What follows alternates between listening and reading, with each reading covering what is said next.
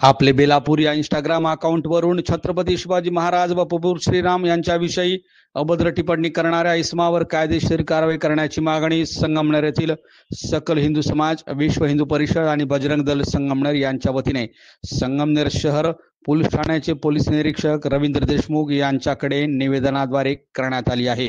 यावेळी दिलेल्या निवेदनात पुढे असे म्हटले आहे की सध्या रमजानचा महिना सुरू आहे, तसेच पुढील आठवड्यात गुढीपाडवा, श्रीरामनवमी, हनुमान जयंती तसेच डॉक्टर बाबासाहेब आंबेडकर जयंती या कालावधीत काही समाजकंटक वादग्रस्त पोस्ट करून जातीय तणाव निर्माण करून दंगली घडविण्याचा प्रयत्न करीत आहे। तर या इसमांवर तातडीने कारवाई करण्याची मागणी यावेळी करण्यात आली आहे। यावेळी निवेदन देताना विश्व हिंदू परिषद, सकल हिंदू समाज आणि बजरंग दल संगमनेरचे पदाधिकारी व कार्यकर्ते मोठ्या संख्येने उपस्थित होते। आज दिनांकसाठी संगमनेरहून रोहित शिंदे।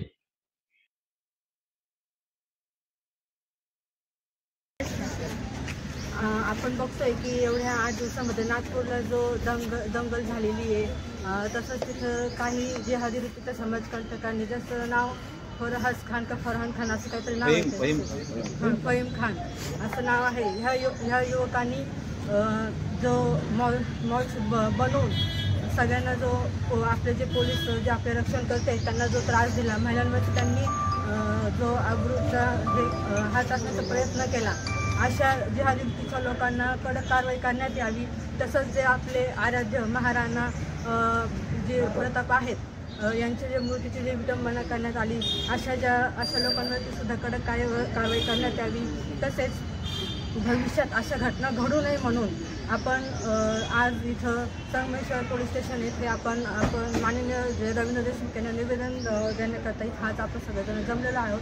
तसंच ह्या ज्या सगळ्या दुष्कृत्यांमध्ये या सर्व जिहादी वृत्तीच्या लोकांवरती कडक कारवाई करण्यात यावी अशी मी विश्व हिंदू परिषद बजरंग दुर्गा वाहिनी संगमेश्वरतर्फे